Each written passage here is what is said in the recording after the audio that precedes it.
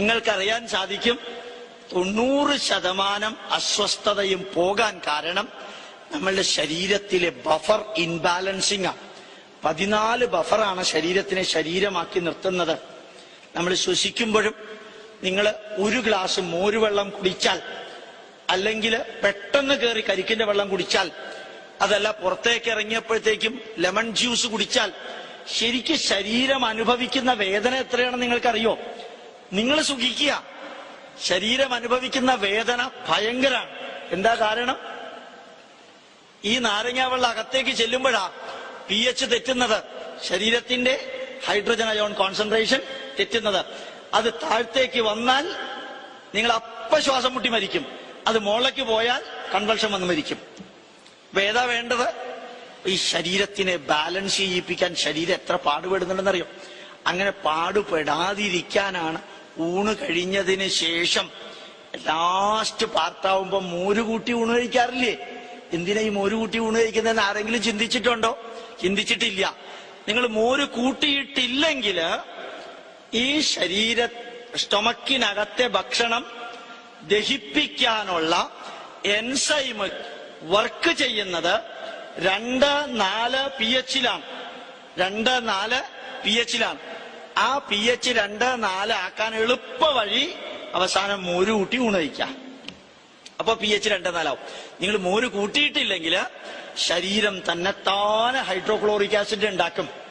ശരീരം തന്നെത്താനെ hydrochloric acid ഉണ്ടാക്കി ആ ഹൈഡ്രോക്ലോറിക് ആസിഡാണ് pH താഴ്ത്തുകയും അതേപോലെ സ്റ്റൊമക്കിനെ തന്നെ ഡൈജസ്റ്റ് ചെയ്യിപ്പിക്കുകയും ചെയ്യുന്നത്. ഇപ്പൊ നമ്മുടെ ട്രഡീഷനിൽ മോര് കൂട്ടി ഊണ് കഴിക്കുക എന്നുള്ളത് ഗംഭീരാണല്ലേ?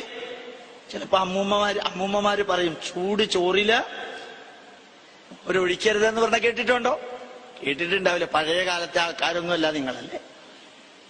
ചൂട് ചോറിൽ മോരൊഴിക്കരുതെന്ന് കേട്ടിട്ടില്ല? ആരൊക്കെ കേട്ടിട്ടുണ്ട്? ആരും കേട്ടിട്ടില്ല. നിങ്ങൾ മോര് തന്നെ ഒഴിക്കണില്ല, പിന്നെ എവിടെയാരും കേൾക്കണേ അല്ലേ? ഒരാൾ ഈശ്വരാനുഗ്രഹം കൊണ്ട് കേട്ടിട്ടുണ്ട്. നിങ്ങൾക്ക് മനസ്സിലാക്കണമെങ്കിൽ എളുപ്പമാണ്. ചോറ് വിളമ്പി ചൂട് ചോറില് ഒന്ന് മോരൊഴിച്ച മുഖം ഒന്ന് അടുത്ത് കൊണ്ടുപോയി നോക്കുക. ഒരു അസാധാരണ സ്മെല്ല് നിങ്ങൾക്ക് കിട്ടും. എന്താ അത്? കീറ്റോൺ ബോഡി ഉണ്ടാവുകയാണ്. കീറ്റോൺ ബോഡീസ് ആണ് ശരീരത്തിന് ഡേഞ്ചറസ് ആണ്. ആ തണുത്ത ചോറിലേക്ക് മോരൊഴിക്കുമ്പോൾ ഒരു സ്മെല്ലും ഉണ്ടാവില്ല. നല്ല ചുട്ടുപഴുത്ത ചോറ്, ചുട്ടുപഴുത്ത വെച്ചാൽ 95 ഡിഗ്രി ചോറിലേക്ക് മോരൊഴിച്ചാൽ അപ്പൊ നിങ്ങൾക്ക് ഒരു സ്മെല്ല് വരും. അത് കീറ്റോൺ ബോഡീസ് ആണ്. അസറ്റോണും ലോങ് ചെയിൻ കീറ്റോണും അത് ശരീരത്തിന് റിസ്കിയാണ്. അതുകൊണ്ടാണ് പണ്ടുള്ളവർ അന്ന് അങ്ങനെ പറഞ്ഞത്. അതിലേക്ക് ഓരോന്നിനും ഒരു അർത്ഥമുണ്ട്, ഒരു സയൻസ് ഉണ്ട്. നല്ല ബയോകെമിസ്ട്രി ഒന്ന് തുറന്നു നോക്കിയാൽ നമുക്ക് കാണാൻ സാധിക്കും. അപ്പൊ നമ്മളുടെ ശരീരത്തിലെ 6.25 ലിറ്റർ ബ്ലഡ് പ്യൂരിഫൈ ചെയ്യാനും എക്സസ് സോൾട്ട് പുറത്തേക്ക് കളയാനും എക്സസ് ഷുഗർ കളയാനും കിഡ്നിയിൽ അടിഞ്ഞുകൂടിയിരിക്കുന്ന മെറ്റീരിയൽ കംപ്ലീറ്റ്ലി വാഷ് ഔട്ട് ചെയ്യാനും ഒരൊറ്റ വഴിയേ ഉള്ളൂ, വെള്ളം കുടിക്കുക. ഒരു വഴിയേ ഉള്ളൂ. നിങ്ങൾ കഴിച്ചിരിക്കുന്ന ഏത് ഡ്രഗും ഏത് MBBS MD കാരനോട് ചോദിക്കുക. പലപ്പോഴും IMA കാർക്ക് ക്ലാസ് എടുക്കാറുണ്ട്. അവരൊക്കെ ഒരു കണ്ടീഷൻ മാത്രമേ IMA കാർക്കുള്ളൂ, അകത്തുനിന്ന് ഡോറ് ബോൾട്ട് ചെയ്യണം, പുറത്ത് ആരും അകത്ത് വരരുത്. കാരണം ഞങ്ങൾക്കിത് അറിഞ്ഞുകൂടാന്ന് മറ്റുള്ളവർ അറിയരുത് എന്നായിരിക്കാം ഉദ്ദേശം. ഏതായാലും കുറച്ച് തമാശയായിട്ട് ഞാൻ പറഞ്ഞെന്ന് മാത്രമേ ഉള്ളൂ. ക്ലാസ് എടുക്കാറുണ്ട്.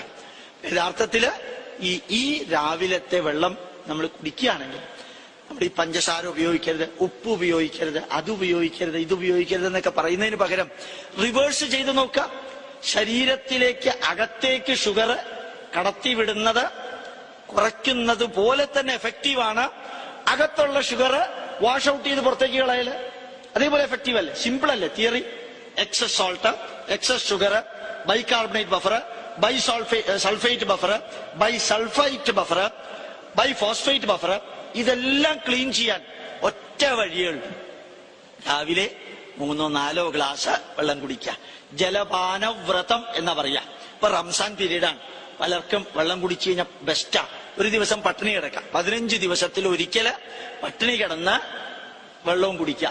നിങ്ങളുടെ ശരീരത്തിന് ഒരു ചികിത്സയും വേണ്ടി വരില്ല. നിങ്ങളുടെ ഹാർട്ടിനൊരു പ്രോബ്ലം ഉണ്ടാവില്ല, നിങ്ങളുടെ ലിവറിനൊരു പ്രോബ്ലം ഉണ്ടാവില്ല.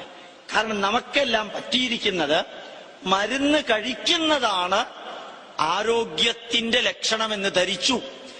മരുന്ന് കഴിക്കുന്നതും ഡോക്ടറുടെ അടുത്ത് പോകുന്നതും ആരോഗ്യത്തിന്റെ ലക്ഷണമല്ല. രോഗത്തിന്റെ ലക്ഷണമാണ്. അത് ചീത്തയുടെ ലക്ഷണമാണ്, നന്മയുടെ ലക്ഷണമല്ല. നന്മയുടെ ലക്ഷണം എന്താണ്? ശരീരത്തിനെ നമ്മൾ തന്നെ നിലനിർത്താം നല്ല രീതിയിൽ.